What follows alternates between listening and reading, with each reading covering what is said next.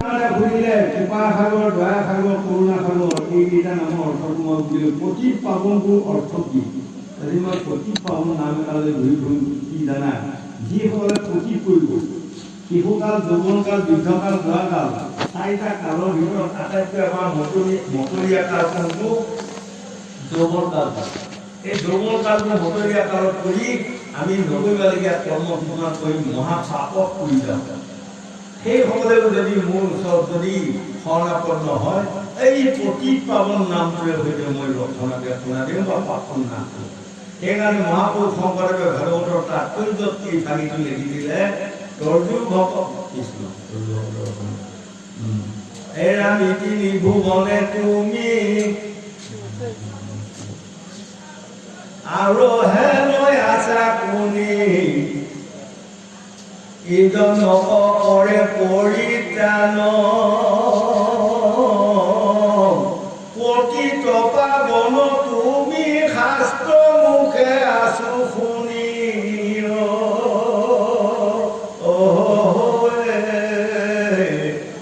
অসমানা গিলো চৰণ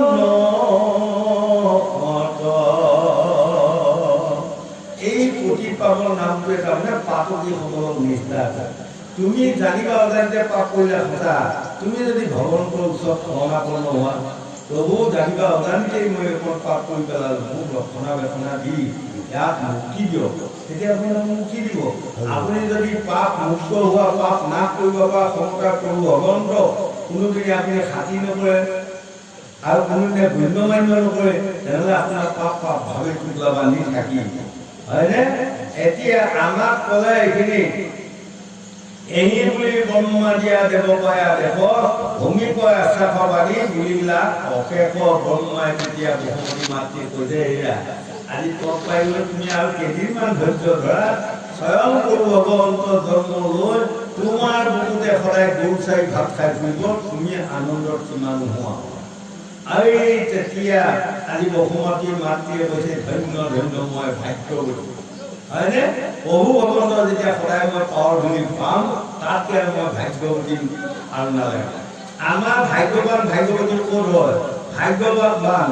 আমি পুৰুষসকলক কৈছে ভাগ্যৱান, যিসকল পুৰুষে শাস্ত্ৰ ভাগৱত সদায় পাই ফুৰে, ভকত ভকতনী সংগ পাই ফুৰে, তাতকৈ ভাগ্যৱানৰ কোনো নাই। আৰু যিসকল আই মাতৃসকলে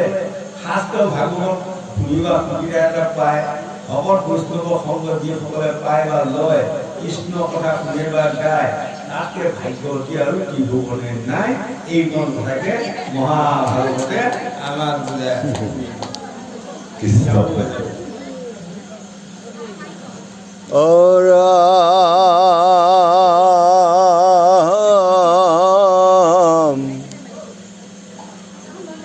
স্বৰ্গটোই অধিক থান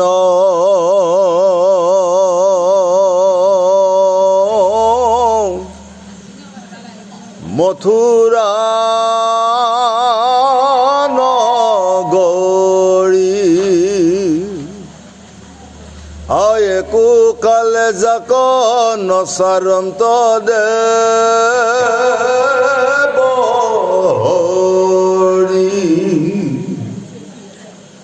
পৃথিৱীৰ মধ্যতয়ো প্ৰমাণ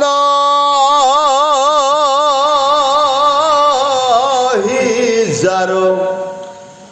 মুখ্য পাত ভৈল সবে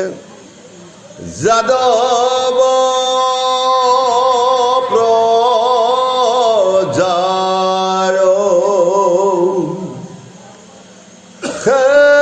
মথুৰাতে আছা সুৰ যদুপতি তাহানে তনয় বসু দেৱ মহামতী অনেক সাদৰে তাংক আনি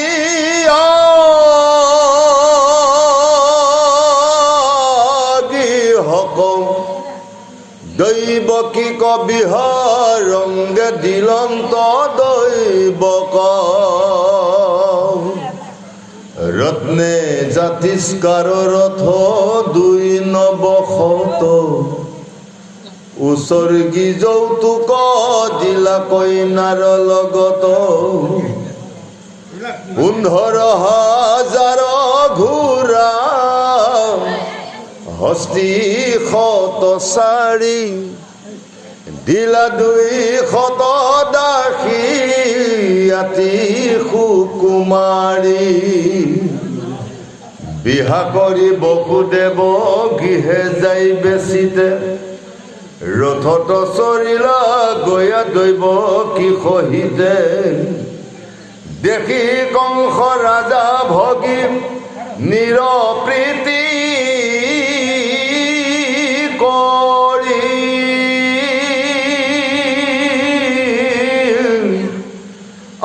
ৰথে চৰি ঘোঁৰাৰ ধৰিলা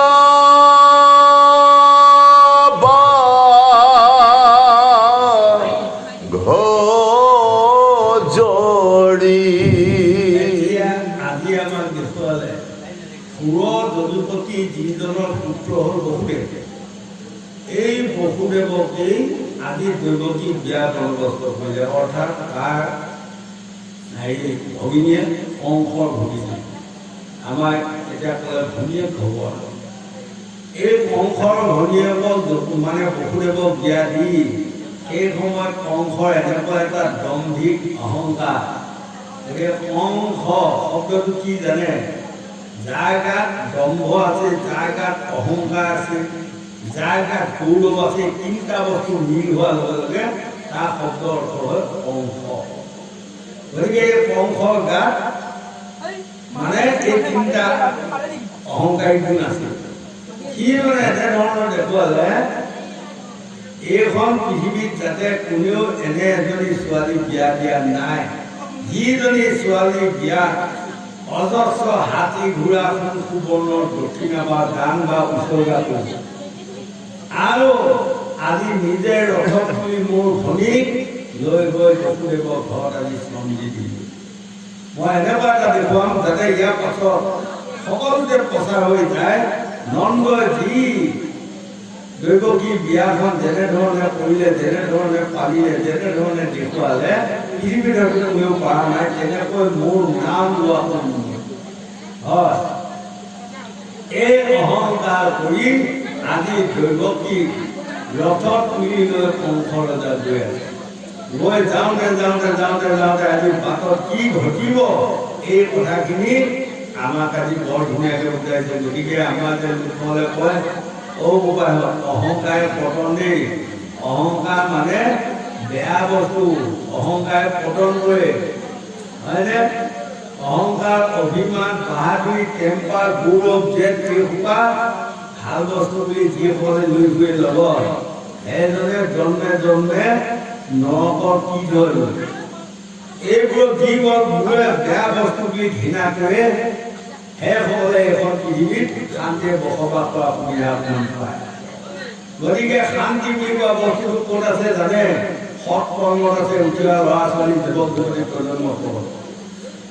শান্তি শব্দটো আপুনি সৎ কৰ্ম কৰক শান্তি তাত পাবই অসৎ কৰ্ম কৰক অশান্তি তাত পাবই হয়নে ভাগ্য বেয়া সেইকাৰণে কৃষ্ণকান্ত সন্দিকৈ গ্ৰন্থ বাৰীখনত লিখিলে যি সময়তে ভাগ্য বেয়া বুলি পেলাই কপালখনত খেপিয়াই ফুৰে সেইসকলৰ নিচিনা মূৰ্খ সেইসকলৰ নিচিনা অজ্ঞানী পৃথিৱীত নাই হয় কাৰণ ভাগ্য ক'ৰবাৰ পৰা ককলীয়াকৈ অহা বস্তু এটা নহয় ভাগ্য ক'ৰ পৰা জন্ম হয় জানে স্বামী বিবেকানন্দদেৱে লিখিছে কৰ্মৰ পৰা জন্ম আপুনি যেনে কৰ্ম কৰিব তেনেকুৱাকৈ ভাগ্যৰ জন্ম হয় সেইকাৰণে স্বামী বিবেকানন্দদেৱে লিখিছে গ্ৰন্থখনত হেৰিয়া উঠোৱা ল'ৰা ছোৱালী যুৱক যুৱতী প্ৰজন্মসকল তোমালোকে এদিন ৰাতিপুৱা শুই উঠি খুব বেয়া কাম এটা কৰি চাবচোন সন্ধিয়া সময়লৈ আপোনালোকৰ ভাগ্যখন বেয়া হয় আৰু এদিন ৰাতিপুৱা শুই উঠি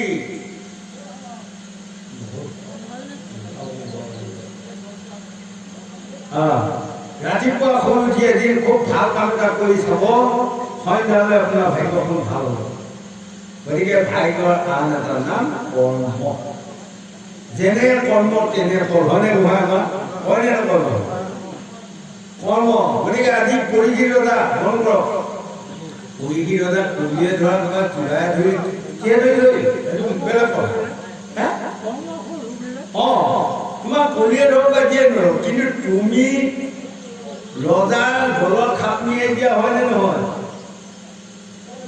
আজি প্ৰথম ব্যাসদেৱে ৰাজকায়মতে এই কথাখিনি কৈছিল। এই ৰজা পৰীক্ষী যাৰ যেনেকুৱা কৰ্ম তেনেকুৱা ফল পায়। তুমি অদণ্ড কোমল দলৈ আনি ভাঙিয়া পেলাইলা, ধুতি বস্ত্ৰ উতৰিব ছিঙিয়া পেলাইলা। দণ্ড কোমল যি লৈ আছিল চব ভাঙি দলিয়াই সৰুতে গুড়া গুড়া কৰিছে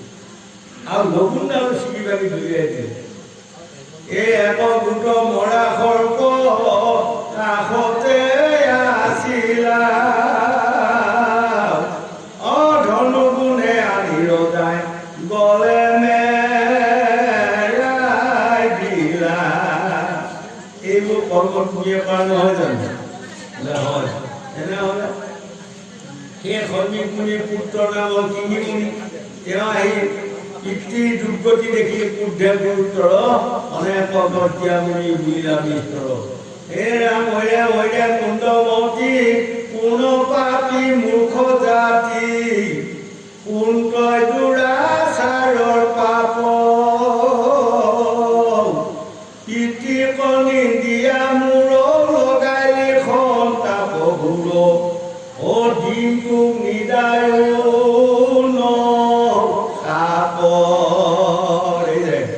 এই 5 বছৰ ল'ৰাটোৱে আহি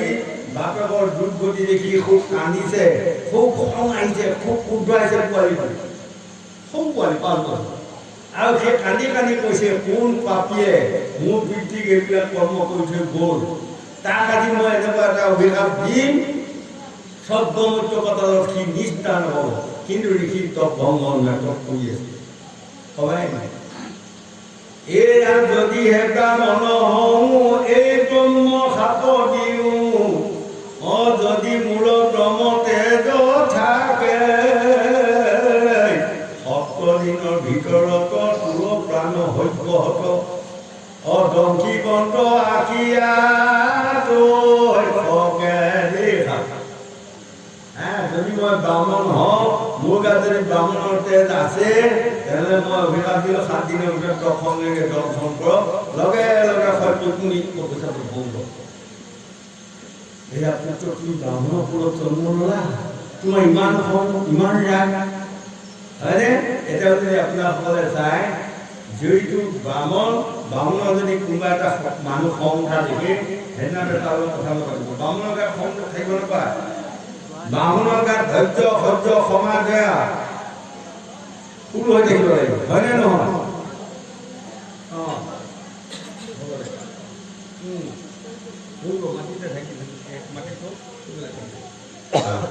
গতিকে আজি তেতিয়া কিঙিমুনি কৈছে তুমি মোৰ পুত্ৰ, মই মাথা পাৰাই লৈ বহি আছো, মই দুখ পোৱা নাই, তুমি দেখিয়ে দুখ পাই বোলে হঠাৎ সাপ দিলা। এইজন কোন জানা? কোন এইজন? কয় যে এইজনে হ'ল অভিমন্যুৰ পুত্ৰ পৰীক্ষিত ৰজা, মহাগুণী জ্ঞানী সাধু মহন্ত ৰজা, আৰু কি গোটেই ভাৰতখনক পুত্ৰ পুত্ৰী লৈ পৰ্যায় পালন কৰি আছে। ইমান সুন্দৰ ৰজা, তাক কলিয়ে ধৰক আহি সি মোক এইবোৰ মানে অৰ্চনা বা অৱস্থা কৰি থৈ গ'ল। কিন্তু তুমি যে সাপ দিলা, এই 7 দিনৰ ভিতৰত যেতিয়া এই ৰজাৰ মৃত্যু হ'ব, ভাৰতবাসী লোকসকলৰ কল্যাণ নোহোৱা হ'ব, সকলোৱে আক্ৰমণ কৰিব ইত্যাদি। গতিকে সেয়া পুত্ৰ তুমি ভুল কৰিছা, ইমান ডাঙৰ ভুল নকৰিবা। এতিয়া সাপটো উঠাই লোৱা, যিটো অভিশাপ দিয়া হয় তাক উঠাই লোৱা। তেতিয়া এই 5 বছৰ বয়সৰ কিঙিমুনিয়ে কান্দি কান্দি কৈছে, এয়া নীতিৰ অৱচন শুনি কহে মহা কিঙিমুনি, কবিতা ব্ৰহ্ম খাব নদায়ী খণ্ডন। শুনিয়াকৈ বিকমণি শিষ্যই মাতি আনি পঠাই দিলা হস্তিনা ভুৱন। এই পোৱালিটোৱে কান্দি কান্দি কৈছে, পিতা মোক আপুনি মাৰক, আকৌ যি কৰি কৰক। মই যিটো অভিশাপ দিয়া হ'ল, এই সাপটো চন্দ্ৰপুৰত থকালৈও কোনেও নাশ কৰিব নোৱাৰে, ময়ো নাশ কৰিব নোৱাৰোঁ, ঘূৰাই ল'ব নোৱাৰোঁ। এই কথা শুনিয়ে লগে লগে সৈন্যমুনিয়ে শিষ্যই মাতি আনি কৈছে, শিষ্য ই বেগাবীৰ হয়তো এই প্ৰকৃতি এটা ঘৰ পাইছে, তুমি বেগাবী যায় কৈ আহাগৈ এই কাহিনী পাৰে যদি কিবা উপায় কৰক। লগে লগে এই শিষ্যজনে গৈ কৈছে, মহাৰাজ নমস্কাৰ। বোলে নমস্কাৰ, বহা। কৈছে, মই বহিব অহা নাই মহাৰাজ, আপুনি আদেশ কৰক। দুটি প্ৰশ্ন, মই দুটি কথা, দুটি পৰামৰ্শ আপোনাৰ দিন গুচি যাম। তেনেদৰে কোৱা। প্ৰথমটো হ'ল, আপুনি বনৰ মাজত যায়, এজন ঋষি দণ্ড কোমলবোৰ ভাঙি পেলালে, ধুতি বস্ত্ৰ উতৰি অৰ্থাৎ লঘুডাল ছিঙি পেলোৱালে, এডাল মৰা সাপ পেলাই দি আহিছে, হয়নে বাৰু? এতিয়া কৈছিল হয়, মই ইমান ভুল বেয়া কাম কৰিলোঁ, মই পাণ্ডৱৰ ৰজাৰ নাতি, মই ইমান বেয়া কাম কৰিলোঁ। হয়, তাৰপাছত তেওঁৰ পুত্ৰ নামৰ সিংহীমুনি আপুনি মনত ৰাখক, 5 বছৰ বয়স তেওঁ আপোনাক অভিশাপ দিলে, 7 দিনৰ ভিতৰত আপোনাক লক্ষণেকে দৰ্শন কৰা পৰিৱেশ আহি গ'ল ৰাজকাৰেঙত। তৎক্ষণাত মৰি খালি। ইমান ধুনীয়া চাকচমকীয়া হৈ থকা ভাৰতখনৰ ৰজাৰ ৰাজকাৰেঙখন, হস্তিনাপুৰৰ দিল্লীখন আজি তৎক্ষণ মৰি খালি হৈ গ'ল। যোনজনে যায় মানুহ কেৱল কানি কানি গৈ আছে, ইটোবিলাক কানি কানি গৈ আছে, হয়নে? ল'ৰা ছোৱালী, যুৱক যুৱতী, বৃদ্ধ বৃদ্ধা, কাৰো চেক ভেদ নাই, সকলোৱে কেৱল কান্দি ফুৰিছে। কি হ'ল? মহাৰাজ পুৰোহিতক গৰ্ভপাত দিল, মহাৰাজ পুৰোহিত 7 দিনত মৃত্যু হ'ব, আমাৰ গতিটো কি হ'ব? এয়া হ'ল কৰ্মফল। গতিকে আমাৰ ল'ৰা ছোৱালী, যুৱক যুৱতী, প্ৰজন্মৰ ফল ভাগৱতৰ জৰিয়তে আমি আপোনাসকলক শিকাই দিছোঁ। আপোনাসকলে কোনোদিনে বেয়া কাম নকৰিব। বেয়া কামত যদি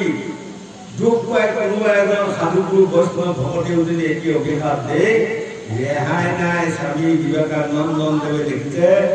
মনৰ লোকে চান্দালে দি অভিশাপ তাক সদায় তেনেদৰে ব্ৰহ্মাৰ ভাৱ। ব্ৰহ্মাৰ ভাৱটো স্বয়ং নাই, তেওঁ ৰক্ষা কৰিব নোৱাৰে মনৰ দুখৰ। গতিকে জাতি ধৰ্ম বৰ্ণ নিৰ্বিশেষে উঠি অহা ল'ৰা ছোৱালী, যুৱক যুৱতী, প্ৰজন্মসকল কাৰো এনেধৰণৰ বেয়া কৰ্ম লিপ্ত নহ'ব। হক ভংগা চান্দাল, হক ভংগা বেলচ, কেউ যদি অভিশাপ দিয়ে তাৰ পৰা নিস্তাৰ নাপাব বুলি 4 বেদ শাস্ত্ৰ মুখৰ কাৰণে আমাক বুজাইছে। বেহি যাই সুবৰ্ণৰ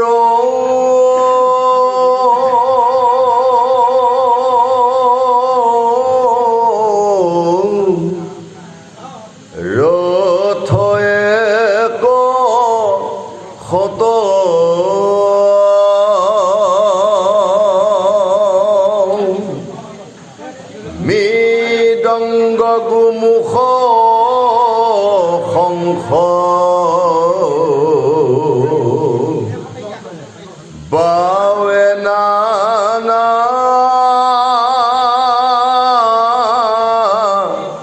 মত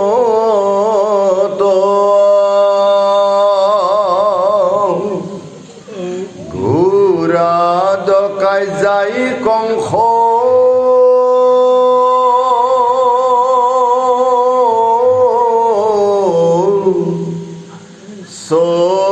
চৰিয়াৰ থদ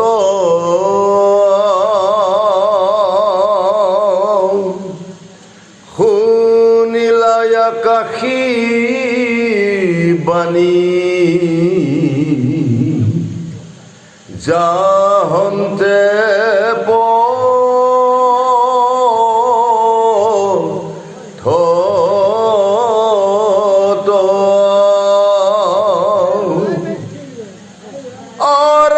যাক লয়া যাখ কংস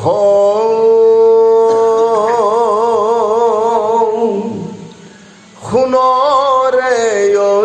জ্ঞান এহি ব্ৰহ্মপুত্ৰে তুৰ লইবে প্ৰাণ শুনিয়া নিষ্ফল কংসে খান্দা লইলা তুলি দৈব কিৰকে শত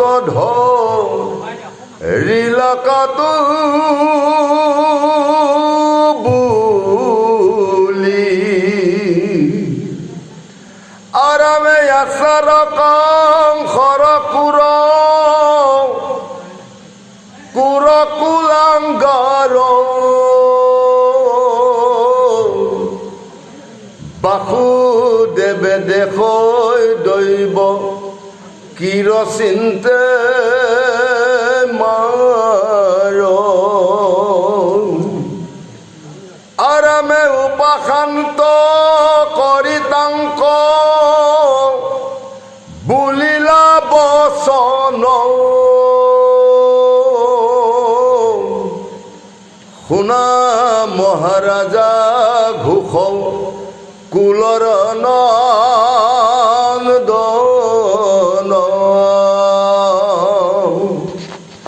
তুমি যেন ৰাজা তাক জগতে জানে তোমাৰ গুণক বীৰ সকলে বখানে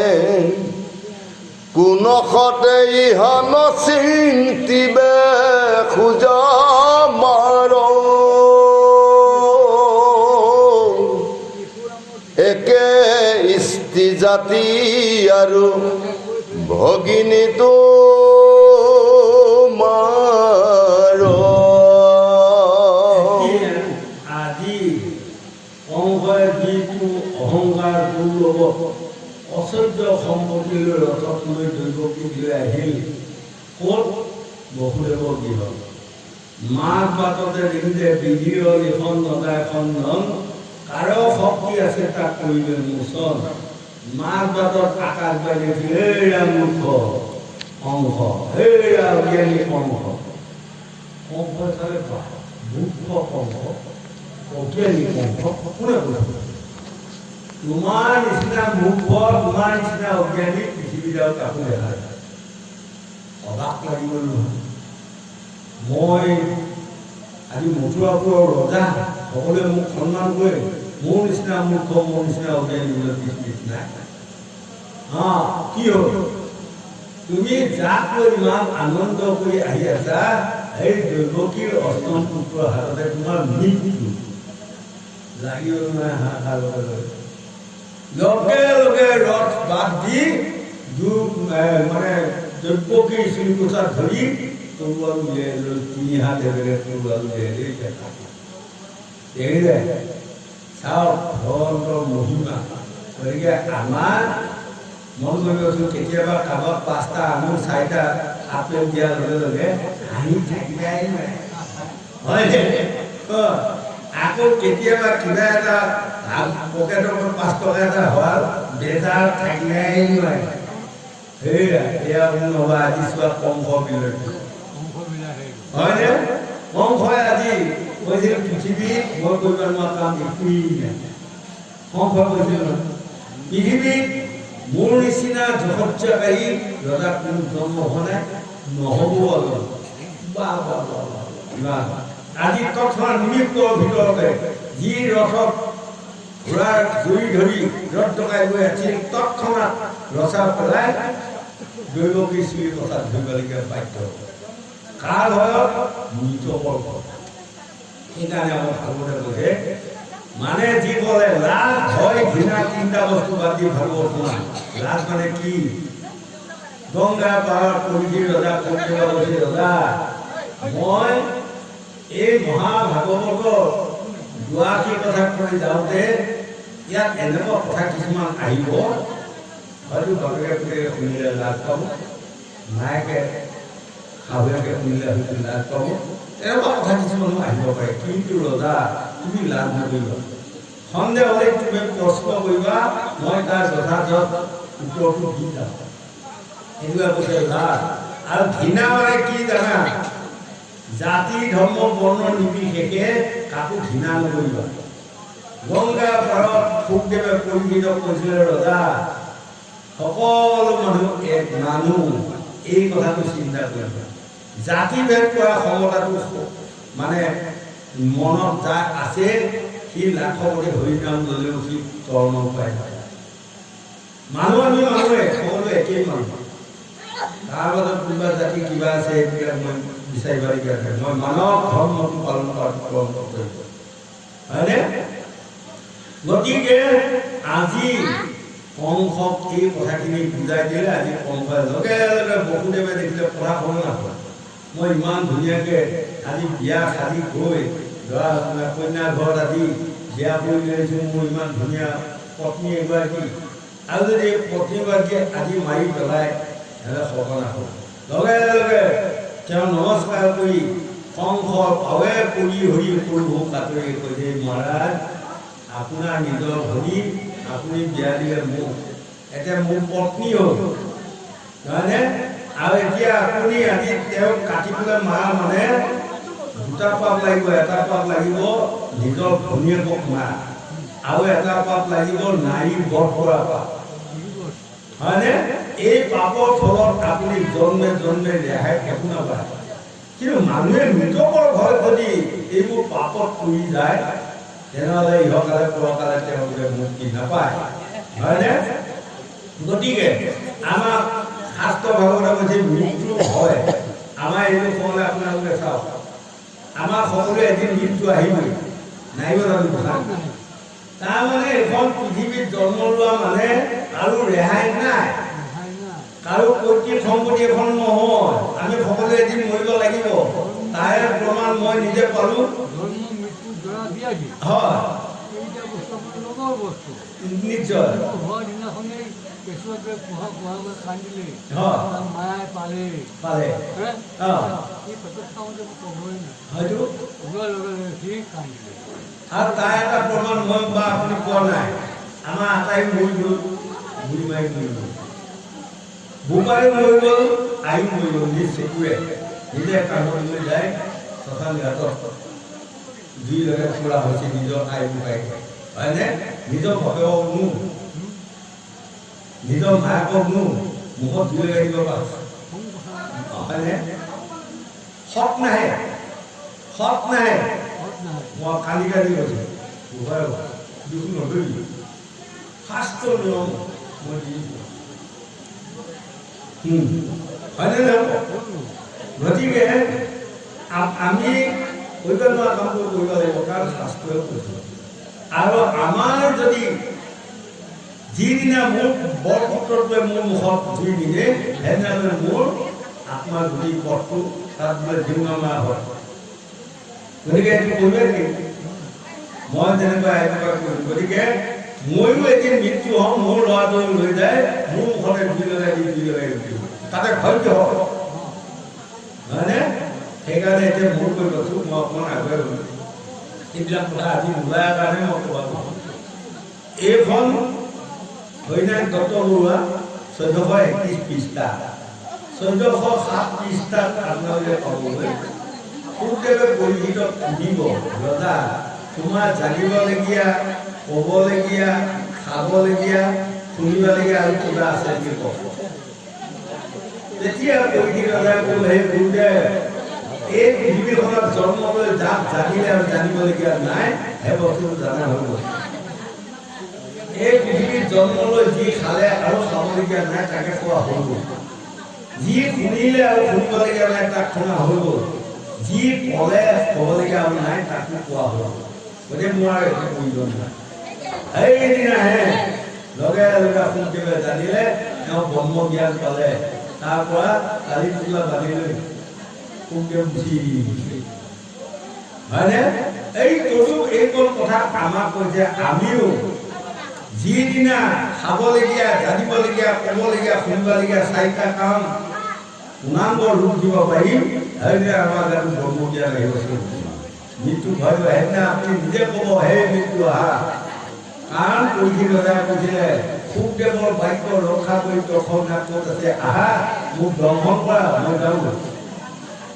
হয়নে গতিকে আমি লাভ হয় কিনা এই তিনিটা বস্তু যিদিনা ত্যাগ দিব পাৰিম সেইদিনাহে আমি ব্ৰহ্মজ্ঞান লাভ কৰিব পাৰিম বুলি ভাগৱতে আমাক কিমান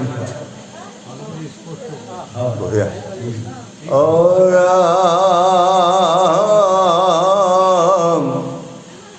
গমনে আচৰৈ পাপ মৰণ ভয়তে জন্তুৰৈ ওপৰে মৃত্যু দেহাৰ লগতে এই জন্ম মৃত্যু হক নুহি সতে কন্তৰে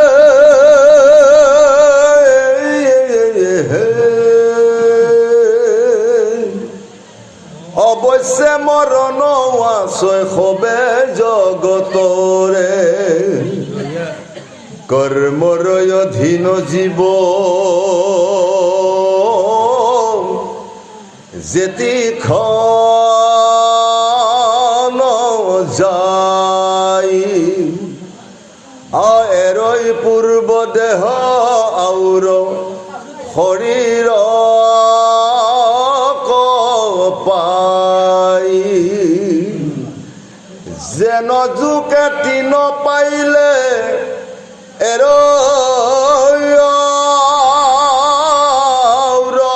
তিন জীৱৰ মৰণ স্বপ্নে এৰেনো ভিন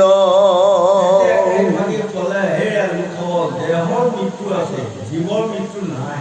আত্মাৰ মৃত্যু নাই যেনেকৈ এটা চিনাজুকে এটা তৃণত আছে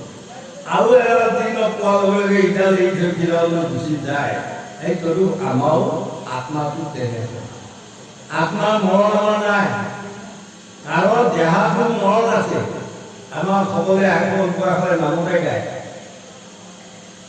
ঐ ভৰসা লৈ হাৰি হয় পুনৰ শৰীৰৰ দেহা পচা শৰীৰৰ দেহা শুনি নাযায় ভৰসা নাই এইটো দেখাত বৰ সুন্দৰ দেহা থকা কিন্তু এনেকুৱা দেহা এটা লোহাময় দেহা বুলি ক'ব পাৰি ধানৰ সোণ এটা পিন্ধিও তিনিদিন যান্ত্ৰণা দিব পাৰে এডালে দেহা মন কৰিব এডাল বগৈ কাৰণে পিন্ধিও 7 দিন মানুহ যান্ত্ৰণা দিব পাৰে হয়নে নহয় এইটো পচা দেহা ইয়াক লৈ আপোনালোকে বাহাদুৰ টেম্পা গৌৰৱ যেন এটা মতংগ হাতী কাণত যদি এটা সৰু মাকে কামুৰ দিয়ে সিহঁত গৰু ওলাই যাব এই হ'ল দেহা আত্মগৌৰৱ আমি নামতে গাওঁ দেহা ভৰসা নাই এনে সুন্দৰ দেহা দিবলে যায় ও মৃত্যু বৰ বেলা দেহাৰ ভৰসা নাই ও মেৰাই দেহাৰ ভৰসা নাই ও বান্ধি নদী কোৰে নেই দেহাৰ ভৰসা নাই এনে সুন্দৰ দেহা দি ফলে যায় ও তিনি ভৰি দুখী সীতা কপাতৰি তাতে দাঙি ধৰি দেই হাতে জোৰা লৈ হাত পাক ঘূৰি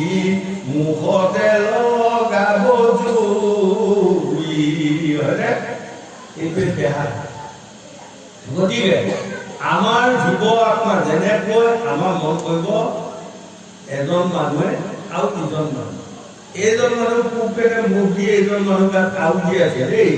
মন কৰিব আউ দি আছে সিজনে এৰি দিয়ে এইটো প্ৰয়োজন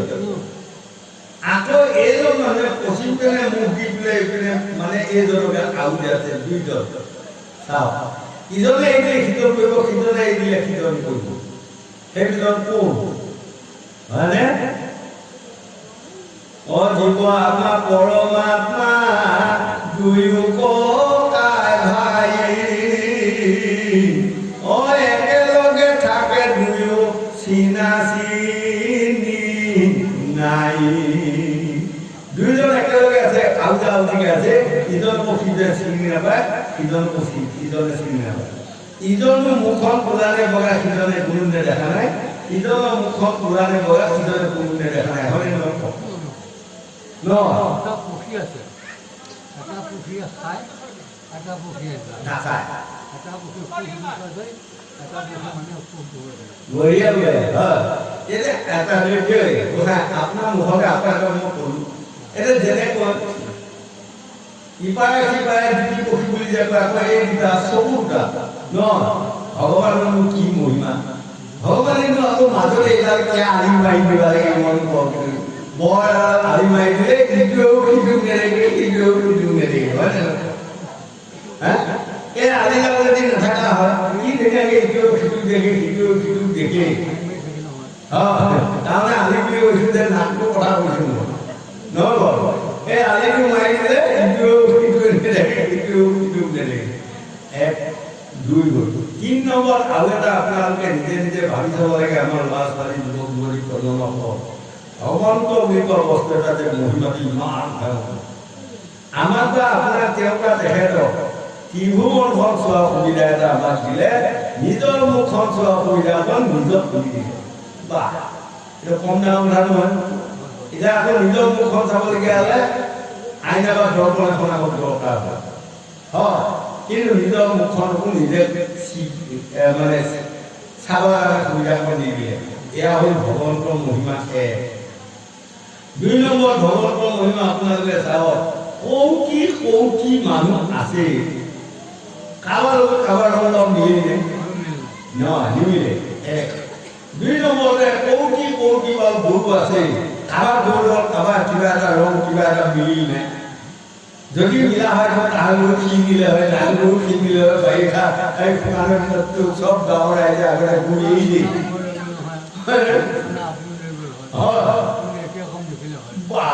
এইটো কম ডাঙৰ ভগৱন্তৰ মহিমা নহয় হয়নে জগতৰ সৃষ্টিকৰ্তা কৌটি কৌটি জীৱ ইমান জীৱ তৈয়াৰ কৰা তাৰ ভিতৰতো স্বৰ্গ মিলে তোমাৰ মহিমা বিপৰী হয়নে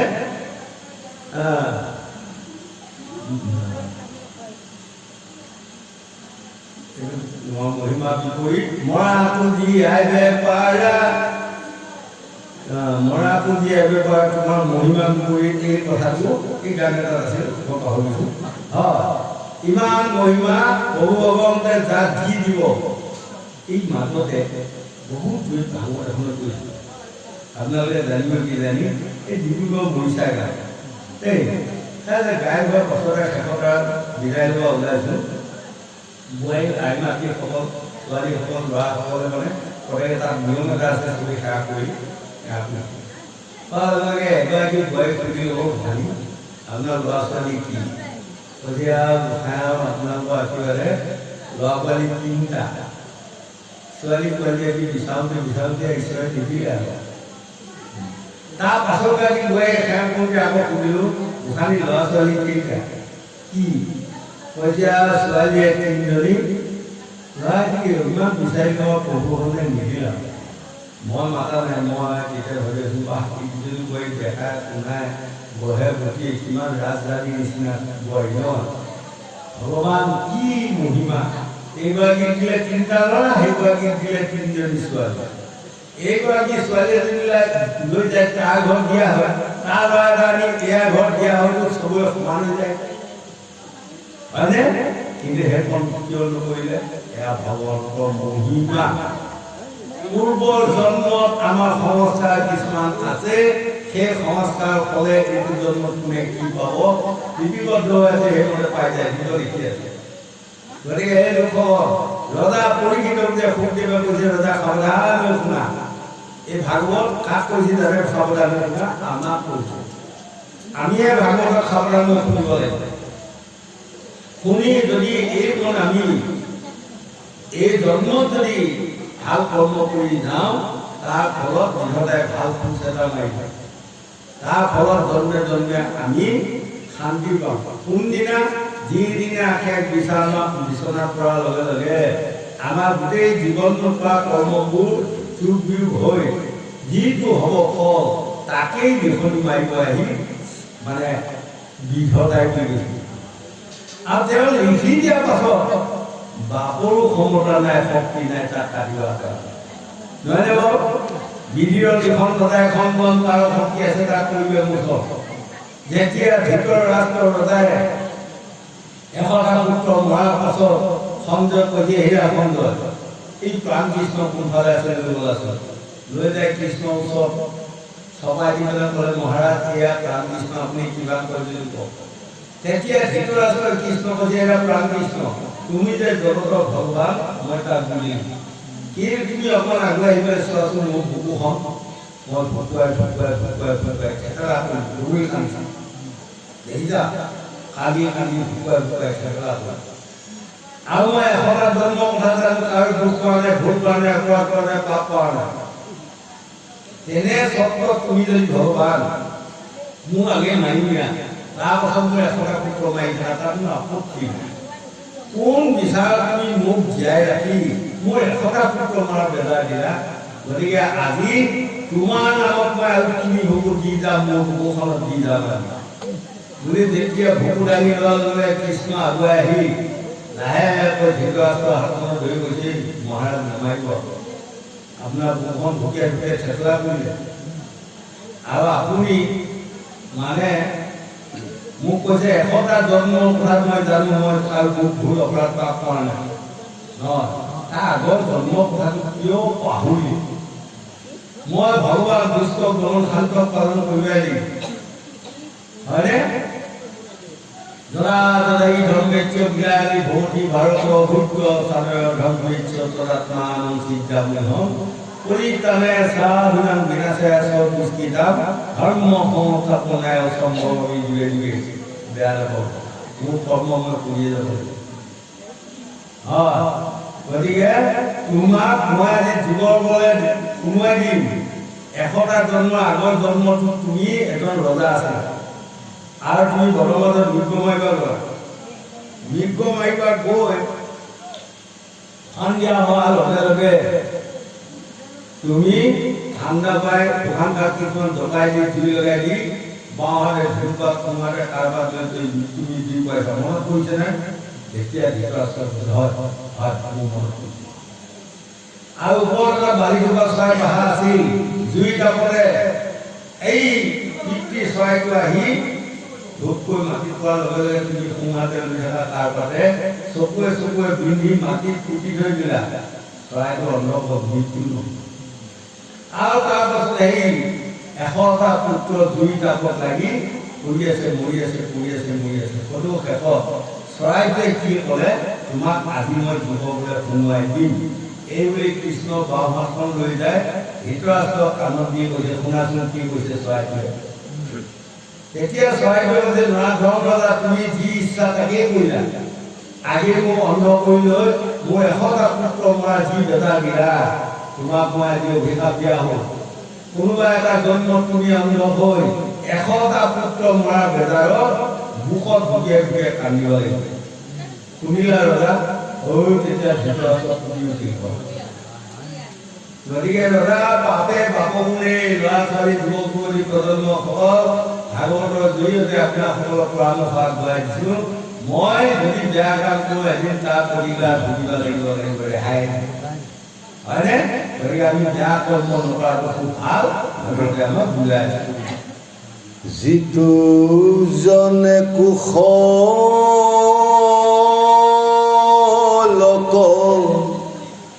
চিন্তে আপোনাৰ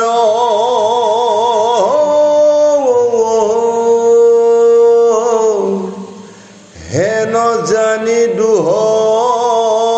নিচিন কিবা কেৱে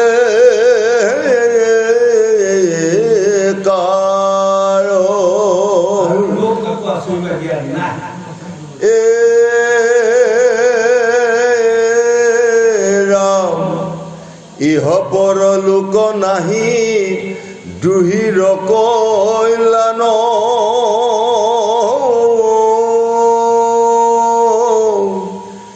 বিস্তৰ কহিব কিবা তুমি সৰ্বজন যিসকল লোক পৰৰ পুঁজি কৰি ফুৰে, পৰৰ আচৰণ কৰি ফুৰে, পৰৰ অন্তৰত আঘাত দুখ দি ফুৰে, সেইসকল এই জন্মটো কল্যাণ নাই, পৰ জন্মটো কল্যাণ নাই। আজি আমাৰ ভাগৱতে বুজালে। গতিকে ল'ৰা ছোৱালী যুৱক যুৱতী প্ৰজন্মসকলক আমি আৰু অন্যায় আৰু দুখ আচৰণ কৰিব নাপায়। পিতৃ মাতৃ পিতা স্বৰ্গ পিতা ধৰ্ম পিতা কৰ্ম তপ জননী জন্মভূমি স্বৰ্গাদী গৰিয়সী। পিতৃ মাতৃক সদায় আমি শান্তি দিব লাগিব, কাৰণ সেইসকলে আমাৰ জন্মদাতা। আৰু পিতৃ মাতৃক যদি আমি অশান্তি দিওঁ, 100 কোটি জন্ম আমি শান্তি নাপাম। এই কথাখিনিও ভাগৱতে আমাক বুজাই আছে। তোমাৰে হে কনিষ্ঠ ভগিনী জীৱ প্ৰায় হেন জানি অংক কাটি বা কনো জোৱাই ক্ষমিও কৰা যা তুমি দীন দয়াশীল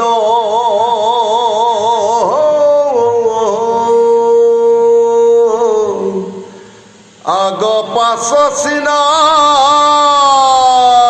আৰু বিস্তৰ বুলিলা হৰিয়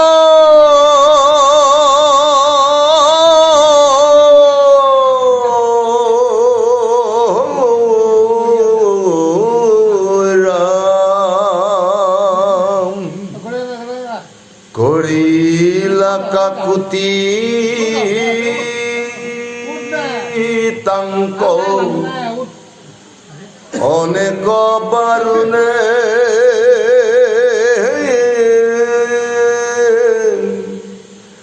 তথাপিতো দৈৱ কি ক নেৰিল দাৰুণে পৰম দাৰুণ কংস ঘাতুক পৰাই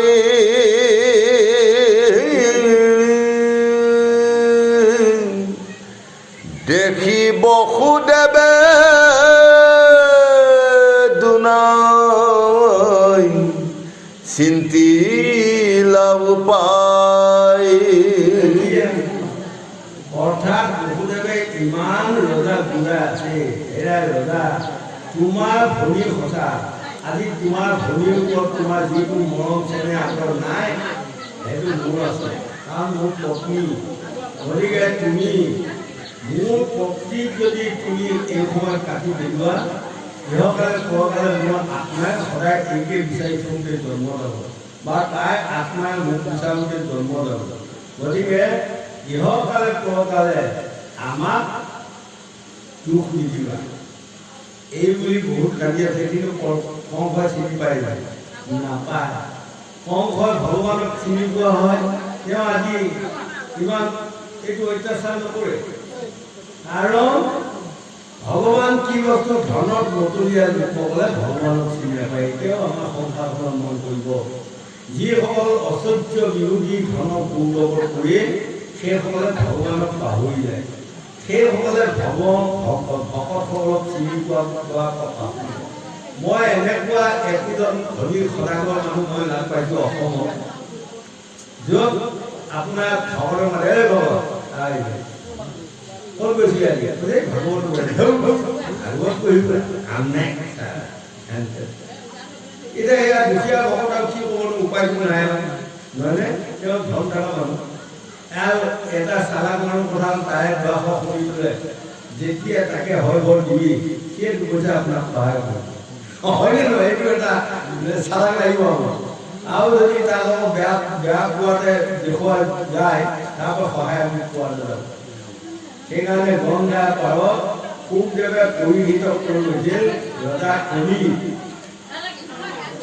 অন্তত অসৎ অন্তত অজ্ঞানী মানুহসকলে ৰাজদণ্ড পাব।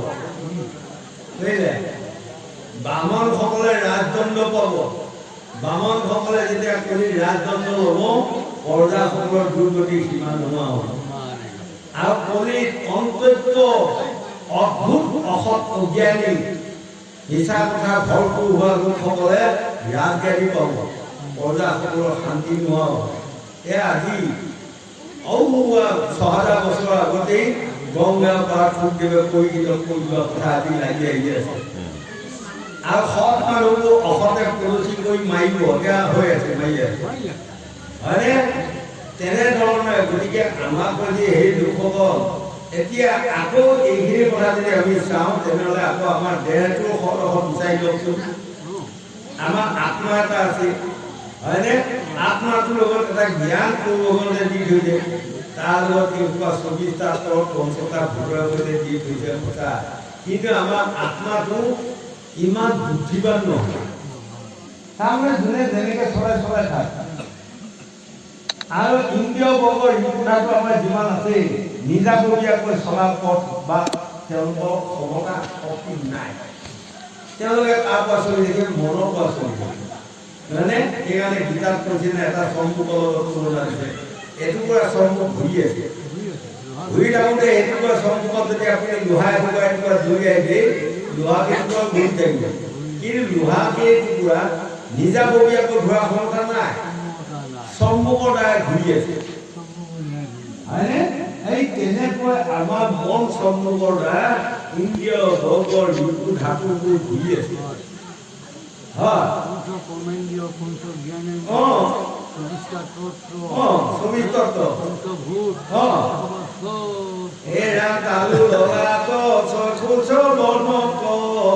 নাসিকা জীৱা বদন কণ্ঠে কোনজন দেৱ বিশ্বখন, ও বাইক বোলে ঘনে ঘন, দুই বাহু তলে চাৰি চক্ৰ জ্বলে, কোন আছে সিদি মাজে, ৭২,০০০ নাৰী উদৰত, ও কোনে কৈত বসি আছে, নোহ চাল মাংস তেজ সমুদ্ৰত কোনে কৰি আছে মেলা, ২৪ তত্ত্বলৈ পঞ্চভূতখনে কোনে খেলি আছে খেলা। এই দুখন, হয়নে? এইখন ফিল্ডত ২২টা প্লেয়াৰ ক্ৰিকেট খেলি আছে, দুটা এম্পিয়াৰ আছে ২৪টা। আমাৰো এখন ক্ৰিকেট খেলৰ ফিল্ড বুলি ধৰি লওক, ২২টা খেলুৱৈ, দুটা এম্পিয়াৰ ২৪টা হৈ খেল সদায় খেলিয়ে আছে। যদি ভাল ভাগে খেল খেলি আছে, আমি ভাল জেগা পামেই। যদি বেয়া ভাগে খেল চলি আছে, নকত যাম দামেই ৰেহাই নাই। সেইদিনা যিদিনা যাব সময় হ'ব, সেইদিনা আপোনালোকে ১০০টা মানুহে লগ লাগি মোক আৰু ৰাখিব নোৱাৰে। যেতিয়া যাব লাগিব, মৰণে নাজানে, চৰণে নাজানে, মৰণ ঠাই নাও ঘৰ আহি মৰিব যায়। আমুকত মৰণ আছে, নাৱত যায় হ'লেও মৰিব একেই জেগা, ৰেহাই নাই। এইখনৰ কিমান পাহাৰ দেখিছেনে, হয়নে? গতিকে আমাৰ শংকৰদেৱৰ চৈতন্যদেৱে দেখিছে, এই লোক ভাবিও চিন্তিও কৰিও কাজ কৰিও ভাবিও না, ভাবি চিন্তি আপোনাসকলে কৰ্ম কৰিব শিকক। ল'ৰা ছোৱালী যুৱক যুৱতী প্ৰজন্ম জনাই জনাই নভবা নিচিন্তাকে কৰ্ম কৰিতে যাব, বিপদত পৰিব। সেইটোকে কৈছে ভাবি চিন্তি কৰ্ম কৰিলে আপুনি বাচিব পাৰে, ভাবিও চিন্তিও কৰিও কাজ কৰিও ভাবিও না, চাৰ মধ্যে মাংসেৰ জোল, চাৰ কামিনীৰ কুল, ঘোঁৰাল গীতাই হুঁচৰিবোৰ, হয়নে? মদ মাংসৰ জোল যেতিয়ালৈ হৃদয়ত থাকিব, যেতিয়ালৈ মনৰ জোলখন আমাৰ দেহত থাকিব, তেতিয়ালৈ এই দেহত আত্মজ্ঞান কেতিয়াও জন্ম হ'ব নোৱাৰে। হয়, কিন্তু এতিয়া আপোনাসকলৰ আশীৰ্বাদে, আপোনাসকলৰ পাও ধৰি লৈ অসমৰ বাহিৰতো আমি বহু জেগাই গৈছোঁ, আপোনাসকলে নিশ্চয় পাইছে বা জানিছে, শুনিছে, নহয়নে? এয়া বৈষ্ণৱ মহাসভাত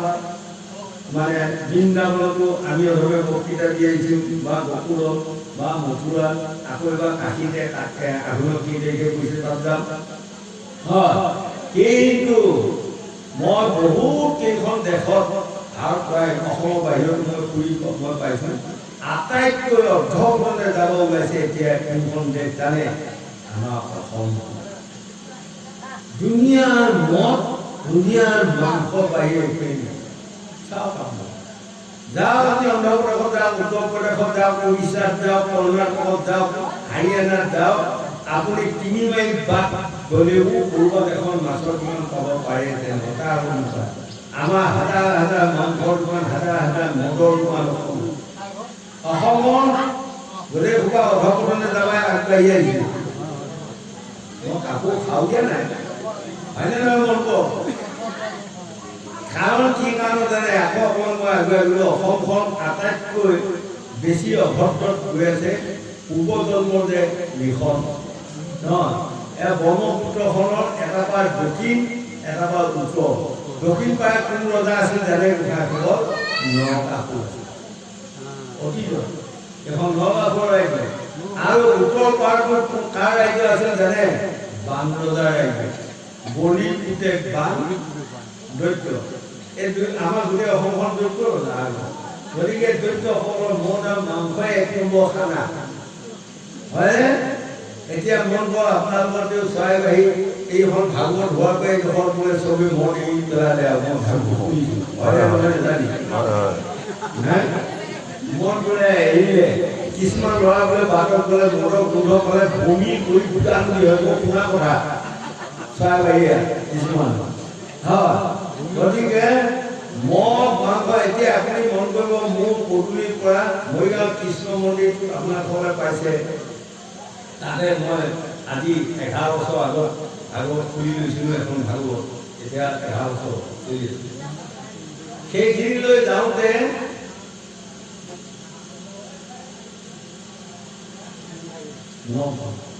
নখন মদত মানে আছে আমাৰ চাওক সেইখন যে 2 বাৰ ভিতৰত 9খন মদৰ দোকান দিনটো হ'লে তাৰে দ্বাৰা থাকিব বেলিব পাছত হৰা বৰ ভদ্ৰলোকৰ ল'ৰাবিলাকে বেছি যোৱা হৈছে মন কৰিবচোন আপোনালোকৰ পিনে কি হৈছে নাজানো মই আৰু কীৰ্তনৰ কথা কৈছোঁ মেধিঘৰ ল'ৰাকেইটা বেছিকৈ যাব তাতেকৰ ঘৰ ল'ৰাকেইটা বেছিকৈ যাব বায়নৰ পুতেককেইটা বেছিকৈ যাব গায়নৰ পুতেককেইটা বেছিকৈ যাব হাকিম দুটা যদি আছে তাৰ পুতেককেইটা আগেই যাব উকিল দুটা আছে যদি তাৰ পুতেককেইটা আগেই যাব মণ্ডল পুতেক আছে যদি সি আগেই যাব এই দেশখনত এয়া হৈ আছে তাৰমানে বাপেকৰ নাক প্ৰথম বুলি লাগিছে কিছুমান ল'ৰাই হয়নে নহয় মন কৰিব মই গতিকে ভাগৱতৰ জৰিয়তে ল'ৰাসকলক আহ্বান কৰিছোঁ বোকা কৰোঁ আপোনালোকে এইবিলাক বাদ দিয়ক চৈতন্য মহাপুৰুষ দেৱে লিখিত কৰিছে চাৰ মধ্যে মাংসে জোৰ চাৰ কামিনী ফুল পুৰাণ দিলে হৰি হৰি বোল হয় মদ মাংসই কেতিয়াও মানুহ জ্ঞানী কৰিব নোৱাৰে হয়নে হেউ ভাতে অৰ্থাৎ শাক ভাজি ভাতেহে মানুহ বিন বনায় এতিয়া আমাৰ কিছুমান মানুহে কি হৈছে জানে ল'ৰাটো যদি এনেকৈ খোৱা নাযায় নহ'বই আৰু এগৰাকী বোৱাৰী মানুহ বৰ চালা বোৱাৰীজনী নতুনকৈ ল'ৰাই যদি 5 বছৰমান হৈছে চাহ একাপ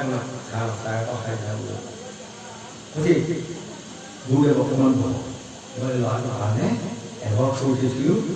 মানে আমাৰ দেশী মুৰ্গী কৰি দোকান লৈ আহে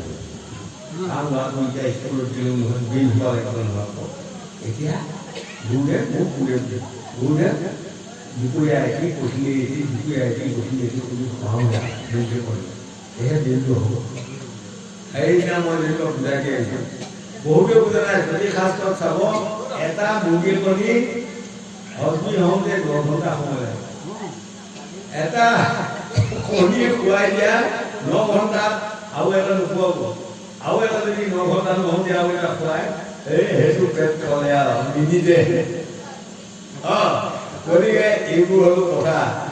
হজম হ'ব লগা হ'লে 24 ঘণ্টা লাগে কণীটো ইমান মানে হাৰ্ড